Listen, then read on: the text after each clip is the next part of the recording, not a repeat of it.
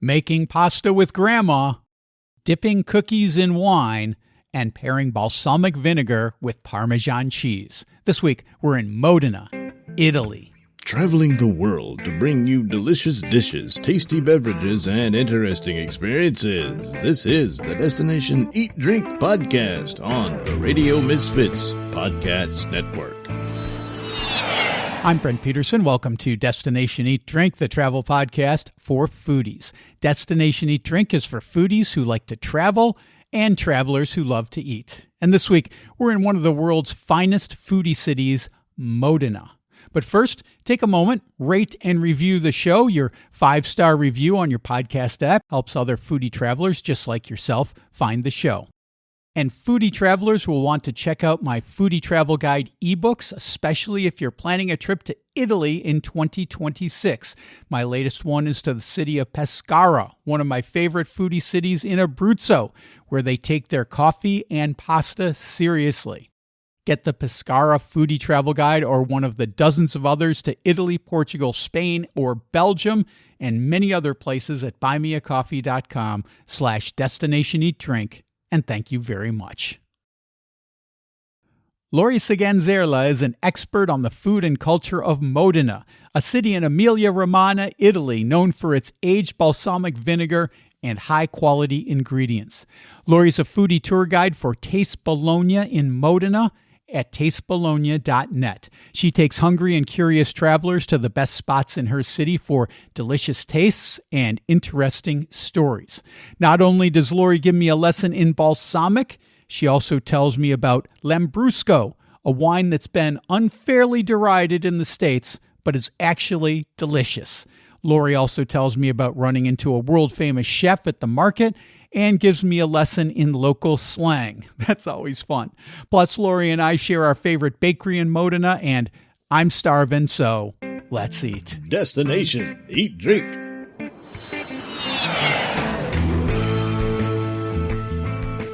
Lori from Taste Bologna Food Tours in Modena, Italy. Welcome to Destination Eat Drink. I can't wait to talk to you about this rich and lively city that has so much wonderful food. Hi, Brent. Good morning. Good morning. I'd like to start with you today, Lori, about a place that I often start with, which is the local market, because I always say when you go to a new city, visit the market. Nothing will teach you more about a city than going to the market and shopping there and enjoying the vibrant atmosphere. So tell me a little bit about the Mercato Albinelli in Modena. What's it like? What kind of stuff would we find there? Yeah, so first of all, the Mercato Albinelli is a symbol of Modena. It's an old one. It was built in 1931, and it was before so the market in Modena was every day in the main piazza. But in 1931, they built this covered market, that kind of markets that were built all over Europe in the first part of the 20th century. Still a symbol because there you can find everything about our region. I mean, you can find really stuff from everywhere in the world, but special food is the one from our region. So for sure, a lot of cheese, a lot of Parmigiano Reggiano, first of all, that is the king of our cheeses, but then a lot of pasta, fresh pasta. Pasta in this region, in this part of Italy, is fresh, with eggs. Here is too humid to have a durum wheat pasta that you can find in the south of Italy. And even in Tuscany or in other parts, in central Italy, let's say, they make fresh pasta, but without eggs. Here, pasta has eggs inside, so it's always fresh. You can dry a little bit, some dry tagliatelle, some leftovers that we put in broth, but pasta is mainly fresh, so it has to be consumed in few days. And at the market, there is a lot of pasta. Tortelli, tortellini, tortelloni, tagliatelle, lasagne. So this time of the morning, we're already hungry. So we've got like flat noodle pasta, we've got stuffed pastas, but I'm curious, Lori, because you said it's all fresh pasta, and fresh pasta is very time consuming to make. And we're in a very go society. Are people making pasta still at home, or are we buying it all in the mercado? This is because it's time consuming to make pasta, we go to buy at the market. But I have to say that I like to make pasta only when I have time. So I've learned when I was a little kid with my grandma, we made tortellini. All the family do. It is a business family, because it's a long process. And now I go with friends to the church, when it's Christmas or when it's Easter time, to make pasta to be sold for charity. It's something that we still love to make. But for every day, we don't eat fresh pasta every day. But when I like to have, I go and buy because it's easier. But I can make, so yes. And at the market is even more convenient because sometimes it's already cooked. You only have to warm a little bit at home. So you can buy.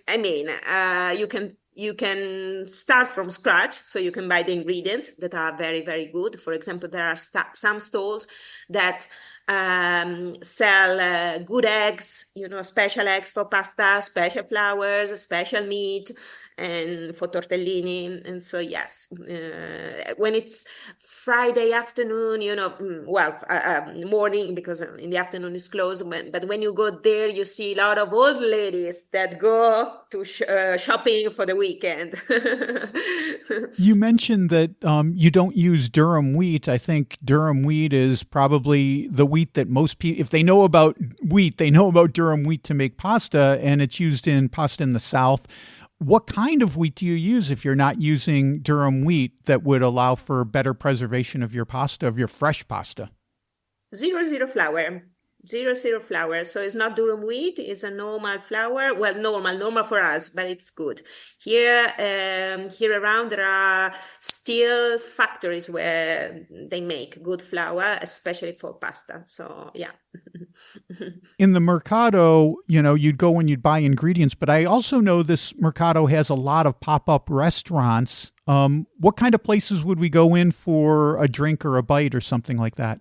I have to say that I'm crossing my fingers that the market will stay like this forever. So a good balance between restaurants and stalls, because, the risk is to have something too much commercial, too much, touristic. But in Modena, you still can go shopping and go as well at the restaurants and to have a very traditional, very authentic food, not touristic at all. There are many places where you can have something. My favorite one is to Beppe is a friend of mine, L'Antica Bottega, and there are also Artigiani del Gusto. There are two restaurants very close to the original fish stalls. I don't know if you've been. I think yes, I have been. Yeah, you had. And so there are the original fish stalls in marble, so beautiful, and you can sit there, very next to the stalls. And at that places, you can have fresh pasta for sure. And then the typical appetizers, that is a board of charcuterie with cheese and a glass of wine, mainly Lambrusco wine, but you can choose. They have different kinds. And then you can also have some other things. But let's say that if you want to stay traditional, you have to try charcuterie and pasta and cheese. You brought up the Lambrusco, and I did want to talk about Lambrusco for several reasons. The first reason is I'm older than you. I grew up in the 70s, and I don't know if any of your American guests have told you this about Lambrusco, but in the 70s and the early 80s, there was a TV commercial that was all over American television for a wine, a Lambrusco called Riuniti. And the famous catchphrase on the commercial was, "Riuniti on ice, that's nice." And I was just a little kid, but I remember seeing that commercial every day on television. But the thing was, the wine that was imported to the United States, the Lambrusco from Riunite, was not the best quality, the same kind that you would get when you go to Italy. So Lambrusco, through these years, got a really bad reputation in the United States. And when I first went to Italy, then decades later, as an adult, I was like, they'd be like, oh, you have to have Lambrusco. I'm like, Lambrusco, that's like wine coolers, that's not good wine. And they were like, no, Lambrusco is wonderful. And I tried Lambrusco. I was like, oh, it's a completely different experience. It's a completely different wine than what we got in the U.S. Have your guests from the U.S. shared this with you? Are you aware of this reputation of Lambrusco in the United States? Yes, totally. And even in Italy, Lambrusco had no good reputation in the past, because Lambrusco was something handmade, something that your old uncle, used to give you when you went to pay visits. And so, yes, something homemade, but normally was not that good. Lambrusco is the grape. And so, yeah, everyone could make Lambrusco. But yes, you're right. And also my guests all the time, they say the same, that Lambrusco Riunite, was something so common, so popular years ago, but very bad quality compared to the one we have today. Today we have, many products in Italy are protected. So we have consortiums, so that external organizations that put rules on the making of stuff. And we have a special consortium also for Lambrusco. Lambrusco now is really, really nice. We still have many varieties, let's say. The big split is Grappa Rossa, red grapes. So it's something that comes from the hills here around. I live in the countryside. I don't live in Modena, but just outside. And Castelvetro, that is a very small hamlet with a castle on top, is famous for this kind of red, really red, Grappa Rossa, really red, intense red, sparkling wine. Sparkling, but natural, okay? It's nothing is added. I mean, it's only a double fermentation of the peel of the grapes. And we have another one. The other one is called Sorbara. Sorbara is a small town in the northern part of the province where the soil is different, is more mineral. And so we have something drier, quite rosé. These are the two main varieties, but as you can imagine, every family has recipes. And so Lambrusco can be really, really different from place to place. Now it's very trendy to have also organic Lambrusco and other varieties. And the best wineries we have, they have top quality ones. And so very limited production and very... they are very, attentive on what they do. So, so Lambrusco is not the Lambrusco of the 70s. And Riunite, is, many guests told me about Riunite. But I don't know what Riunite is. Riunite means together. No, maybe it was a corporation, maybe a cooperative, something like this. Yeah. But in Italy, we don't have Riunite. I'll send you after we talk, I'll send you a YouTube video and you can see the Riunite commercials, because they're very funny now, 50 years later, these Riunite commercials. But I remember them like they were yesterday because they were everywhere on American television. And so talk a little bit about, first of all, the Lambrusco that I'm familiar with when I go to Modena and Emilia-Romagna is kind of a lightly effervescent, slightly sparkly Lambrusco. So it's almost celebratory. And we're in Italy, so we're not going to just drink a glass of wine. We're going to have it with something. How would you pair your Lambrusco with food, Lori? Well, Lambrusco is considered, the most, can I say, maybe easygoing, it's good with everything. But for sure, since it's so fresh, refreshing, and it has to be refrigerated, Lambrusco has to be from the fridge. It's very strange, a sparkling wine from the fridge. My husband doesn't like too much, but I do. And it's very good with cheese, with sausages, charcuteries, with pasta as well. You have to think that, as we said before, food is, you have to think to food as a whole, and so it goes very well with local food because foods, fat and also heavy, need something fresh, refreshing to clean your mouth at the end. And so, yeah, it goes with everything here. Good pairing. Can also be, an aperitivo. So you can start, especially if you try the rosé ones, very light ones.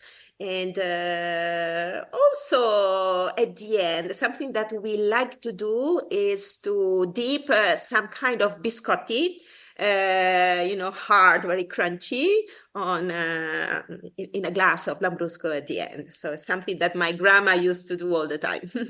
On your tours, I imagine we have to be tasting balsamic vinegars. I mean, if Modena's famous for one thing, it's got to be the balsamic vinegar de Modena.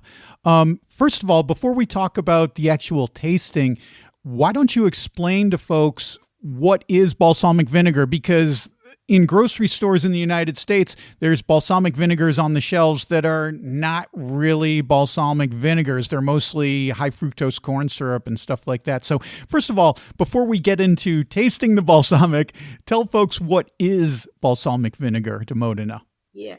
Sure. So the balsamic vinegar that you buy at the grocery shops, and I buy as well at the grocery shop sometimes, is a factory-made product that was invented, I don't know exactly, let's say 30, 40 years ago, because it was invented after the real one. So it's a blend, factory-made, something that you can buy really everywhere here in Modena, but a blend. So part is mosto is the cooked grape juice, and part is white vinegar. 2% of sugar or colorant is allowed for the consistency, but it's something that you can have in 2 months, something commercial. And in this case, it's a worldwide, and I mean, it's something that you can have low quality, very good quality. It's impossible to realize. If you want to have something good, aceto balsamico di Modena. So the name is aceto balsamico di Modena because grapes can be from all over Italy. We are a tiny region, but it has to be aged here. You have to find the yellow and blue seal, EGP, PGI regulation. So this is something that we have a lot, and you in the rest of the world, you can buy really, it's quite cheap, and it's a good product for salads, something that we use for salads. But aceto balsamico tradizionale is something else, is a tradition very peculiar here in our town. Aceto balsamico tradizionale is produced, let's say, 30 kilometers around the town of Modena, in a very tiny place where we have a special microclimate, special bacteria, special landscape. And so again, food, is peculiar of the region, of the small part of the region. And the only ingredient here is grapes. So the cooked grape juice that has been aged at least for 12 years. But you never stop the production. You can go till, 100 years. Would you like that I explain the process more or less, roughly? So when you start a production, and normally a line, because barrels work in line, so a line was started when a new baby girl was born, because this would have been the dowry for the family that she was starting in the future, because balsamico, the word comes from balsamum, something good for your throat. For it was sort of medicine in the past, so not a condiment. Okay, only recently we use aceto balsamico to dress our dishes, but it's something that was used differently. Very good, it was for digestion mainly. And so you need a set of barrels in a decreasing order, a set that normally is from 5 to, let's say, 12, 13 barrels. So imagine the line of barrels. Then, in this period of the year, after the harvest, you smash the grapes, you filter, you cook, and you obtain the cooked grape juice. And with this one here, that has been left for a while fermenting for a first fermentation, then when it's winter, you use this juice to refill all your barrels. And then what you have to do is to wait, because the ingredients, let's say, are two. So we have grapes and patience, okay? Next year, what you have to do is to refill the part that has gone, because the barrels are placed under the roof of your house. So it's not a wine, not in the cave, but in the place where it's very hot in summer, cold in winter, open windows, so bacteria can come and affect your product. And so you start refilling, and you do this for at least 12 years. But, the barrels are never turned empty. So what you can extract after 12 years is only 30% from the smallest barrel of the line. And this is, is a circle. You do this forever. There are families that are managing the same barrels for centuries. The smaller amount is because of the evaporation and the absorption into the wooden barrels. And this is also in the whiskey distilling process, and they call it the angel shear, and I think they have a similar name in Italy, because it evaporates into the heavens, and this is what the angels will enjoy. But I think it's fascinating that back in the day that this was used as a dowry for when a daughter was born, because when the daughter becomes of age, however many years that is, maybe 20 years down the road, the balsamic will also be an incredible quality at that point and will be incredibly valuable. So this can be used as a dowry. I've heard other people say that, dowries are not really used today in culture. That was from generations ago, but some people start these barrels when the child is born, and they use it as kind of a gift to the child when they come of age, or to use it towards their educational expenses, which is another way of just, a gift to the child when they become an adult. I think it's a fantastic idea. You've heard of this, certainly. Yeah, this for sure. So now it's still used like this. It's not really a dowry, but it's a gift. And, many guests from the United States came, and they were really surprised and really, happily surprised by this story, that they had the chance to buy here their line, and so from also famous actors, and also, for example, Pierce Brosnan's bought a line, in one of the acetaia here. So the barrels are still here, and the family manages the barrels for these people. And I knew personally some grandpas that bought the lines for their grandchildren, because they were of Italian origin. So it was a way to be still connected to their land. It was a way, to find this connection. And I think it's a very sweet thing. I like this idea a lot. Lori, tell me about the balsamic tasting experience when folks go on your tour. What's that like? So yes, there are a few options. I mean, I normally go to an acetaia, because acetaia is the room where aceto is produced. And everyone here, not me because I'm not originally from here, but it's a very long time that I'm here, 26 years. But if you are from here, you for sure have a line or two in your house. So acetaia can also be just these two lines. And in Modena, where I work, I know a guy, he's an architect, but he he decided after graduation to follow, the family business. And so he has some barrels into town. Most of them are in the house in the countryside. They have 4,000 barrels, but in town they have a few lines. And so it's a good place to go and see the barrels. So what is important is that you can see the wooden barrels in this old building. It's really amazing. People love this part of the tour. And for sure, after there's the tasting. The tasting can be very different. I mean, there are people that have only the tradizionale one, so only the real one. But this family that is called, so the name of the family is Rosi, they produce tradizionale, but also the blend in a specific way, not using steel big tanks, but even if it is a blend, even if they add aceto, white vinegar, they always use wooden barrels. So it's a very good salad dressing, but very aromatic. So in this case, the tasting will be of many varieties. We have some aceto balsamico di Modena, and for sure the real one that people normally love. There is also another option because I know there's a beautiful shop in town, very, very beautiful, La Consorteria. And it's the only shop where you can taste different families' acetos. I mean, not only one, but you can compare. This is very important because you can really realize how aceto can be different.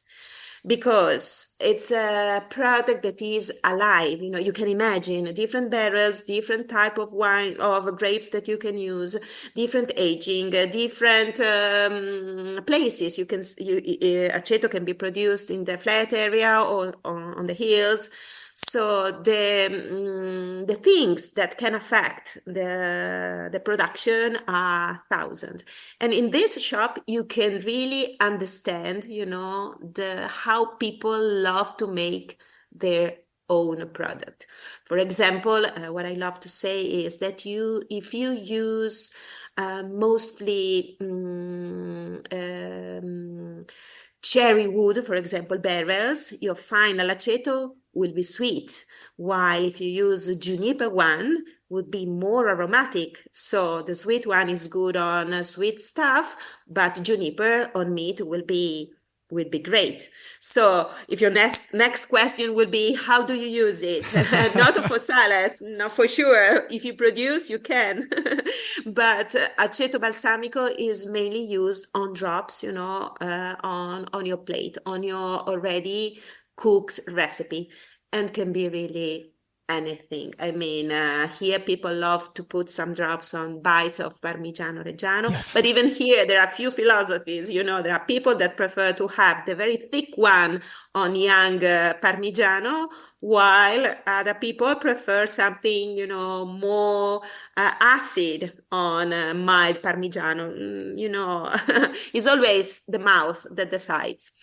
Or can be good on pasta or on special salads like caprese salad, on roast beef. Imagine that the 12 plus years old one that is acidic sometimes is used instead of soy sauce on sushi. For example, new trends would have, this one would be expensive, but very good. If you have friends coming to your place, can be a good idea, to explore new fusion food.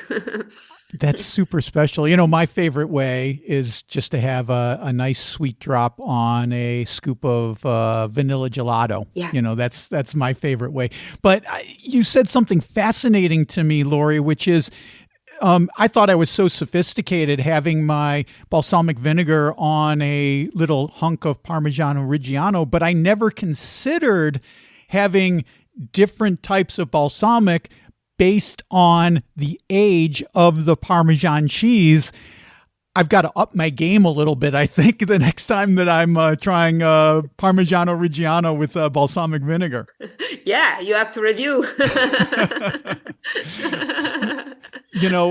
In Modena, probably the most famous, well, after Pavarotti, and he's no longer around, but after Pavarotti, I think the most famous guy is probably Massimo Bottura.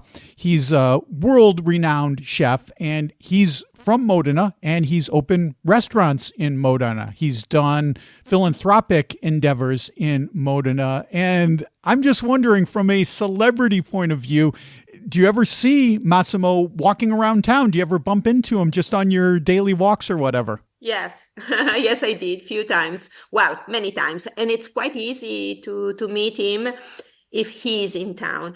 Now he travels around the world all the time, but if he's in town, he can be riding his bike or in his Maserati or in his Porsche, can be so.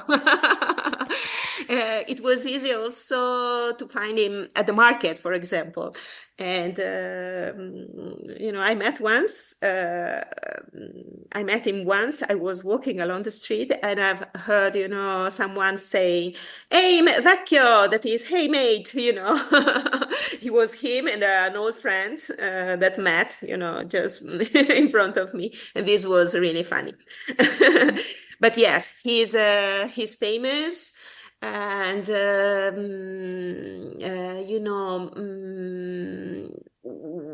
we have to say thanks to him because Modena is famous now around the world for his work. And he's a genius. I mean, for his job he was an explorer, he went far away from the others. And if you think that he started from this little place when Modena was, a little place quite unknown outside Italy, so I have to say that he's great. And also because he is very engaged in many other activities, as I said. So yes, he works hard for the territory. And so, yes, I met him many times.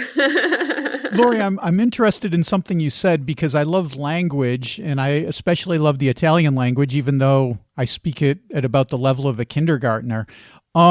But you said something very fascinating to me. You said the greeting was vecchio. And, to my ear, that sounds like old or old guy or something like that. Is that the word that you say when you greet an old friend? You just call them old? Sì, vecchio, but it's very local, it's dialect. Oh, vecchio. Oh, it's dialect for just Modena or Emilia-Romagna in general? Well, this area, I would say this area, but also, also in Veneto, where I'm originally from. Okay. But also young people, also teenagers used to say, "Hey, vecchio." Yeah. You could say it to anybody as long as they're a friend of yours. Okay, so I'm going to add that to my the number of words that I know in Italy when I'm in Emilia-Romagna, and people will think I'm a local. Not really, but I'm gonna try. My girlfriend always says whenever we go to Italy, she says, "Do we blend? Do we blend in?" And I'm like, I don't know, maybe you, but I stand out like a sore thumb. I like walk into a place and I don't even open my mouth, and people are like, "Americano?" Okay. No, you have to, because Italian people are very kind, and even if they don't speak a word in English, they always want to reply in some way. And when an American, or a foreigner, tries to speak Italian, even 2 words are enough, to have their yeah. And you're right, they are so kind and they're so forgiving of my terrible Italian. But I like to try, I like to practice and do my best. And that's why I like to go to Italy for longer periods of time, because I find that after a week I'm getting better. After 2 weeks I'm starting to really feel comfortable. And then, this last time we went for a month, and I was like, I was ready to move in, so, anyway, we've had our pasta, we've had our cheese, we've had our prosciutto, and we've had our lambrusco. What will we have now for dessert, Lori? What's our sweet when we're visiting you in Modena? Allora, many things, many options. Many options that can be. Amaretti. Amaretto is a typical cookie from Modena. Amaretto is famous, is everywhere in Italy, but the ones of Modena are very humid inside and crunchy outside. They are quite big biscuits. They are made only with almond paste, sugar, and what else? Sugar and egg white. So they are very, very simple. And I like them with a cup of tea. I'm a coffee person, but with tea, these amaretti will be special. Then we have a lot of crostate. Crostata is a sort of shortbread, short crust with a filling. That can be really anything. Here, first of all, the most ingredients, the most popular kind of jam are plum or amarena cherry jam. So something that is not sweet, but kicking acid. So yeah, for to finish your meal, they are very, very good. Then something very typical can be torta Barozzi. Barozzi is the name of an architect that was born in Vignola. Vignola is a small town. And in that town, they invented that sort of spongy chocolate cake. It is very similar to a brownie. And it's very rich, very chocolatey. And imagine at the end of a meal, we like to have a cup of mascarpone. Mascarpone, is the creamy cheese, but in a bottle with eggs and sugar, with some cubes of Barozzi cake on top. So they are 6,000 calories in a minute, but they are delicious. So you can have most of these desserts at a famous bakery of Modena. They are everywhere, even at the market, but we have some shops in Modena that are part of a net of shops that are called botteghe storiche, so historical shops that have more than 50 years. And there is one that is really special. Pasticceria San Biagio. San Biagio is the church that is right in front of the shop.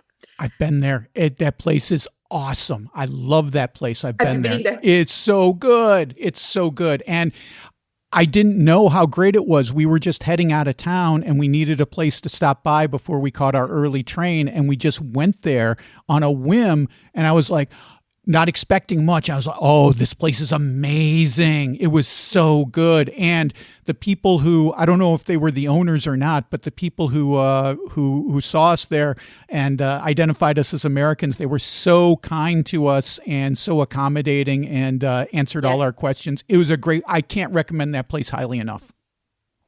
Yeah, this is really, as you said. So the owner is Dino, is a young boy, like me. But until some years ago, there was also his father that died. But there are a lot of pictures of him in the shop that he was together with Pavarotti, together with Massimo Bottura. So in town, they are celebrities, but local celebrities. So yeah. And the wife is still there. Sometimes she's an old lady, so kind, but she likes to stay in the shop. So yes, this is definitely the place that I would recommend, as you said. There are many others. But what makes people happy is gelato. So we have different ice cream shops. And two in particular are in one of the most beautiful squares of Modena, and they are two very local ice cream shops. They use many local products, so they have fruit kilometer zero or other, nuts from our mountains, and so special gelato, I would say, from the place. Awesome. Because the quality of the ingredients in Modena and Emilia-Romagna in general are just so good. I mean, I cannot emphasize more highly how much you need to go to Emilia-Romagna, and do not pass Modena. It is essential when you go to Emilia-Romagna to go to Bologna, to go to Modena, and to go to Ravenna, because the food in all of these places is so spectacular. And shame on me, I've never been to Parma, but I imagine I'd put Parma on that list as well. Yeah, Parma is as well one of the best towns for food we have. Not only for food, but food is really special. Well, Lori from Taste Bologna Food Tours in Modena, thank you so much for being on the show. Like I said, people need to go on your food tour when they come to Modena. Please do so. I will put a link to your food tour in the show notes. Thanks for being on the show. Thanks for sharing so much about the food and the culture of Modena. It's been a just delightful conversation. I've loved having you on the show. Thanks again for being here. Thanks, Brent. I was glad to be with you, and I'm waiting for you in Modena. Okay, that's Lori from Taste Bologna. They do tours in Bologna, Ravenna, Parma, and with Lori in Modena. Contact them at tastebologna.net. I know I've been waving the flag for Modena, but I've been there, and trust me, it's a can't-miss spot. And if you want to hear more of my conversation with Lori, become a member of my Substack. Members get access to my full interviews, including Lori talking with me about pasta-making classes in Modena. Plus, Lori debunks my crackpot theory about Lambrusco. Become a member of my Substack at destinationeatdrink.substack.com. Well, that's it for this week. Next week, we're in Luang Prabang, Laos, for a coffee culture thanks to the French. Flash-fried seaweed and cooking a delicious stew for all your friends. Don't miss that. Until then, there's plenty more foodie travel at destinationeatdrink.com. I just posted a brand new video. This one's from my road trip in Italy, and this one is the best sweets and pastries from that road trip. There's homemade Tirone in L'Aquila, Fruttone in Lecce, and the rum-soaked baba in Bologna. You can see that and much, much more by clicking on the video tab at destinationeatdrink.com or go to my YouTube channel. That's youtube.com/@destinationeatdrink946. I also just posted a brand new story. This one is about the unique fishing platforms of Abruzzo, Italy. Today, some of these platforms have been converted into restaurants where you can dine right over the water. Read that story at destinationeatdrink.com/blog. And finally, I've been publishing a bunch of foodie travel ebooks in Italy. The latest one is from Pescara, but I've also published foodie travel guides to Lecce, Monopoli, Bari, and much, much more in Italy. You can get yours at buymeacoffee.com/destinationeatdrink, and thank you very, very much. Destination Eat Drink is distributed by the Radio Misfits Podcast Network and Ed Silla. Thanks, Ed. I'm Brent Peterson, and I'll see you down the road. Join us next week for another culinary adventure on Destination Eat Drink, a presentation of the Radio Misfits Podcast Network.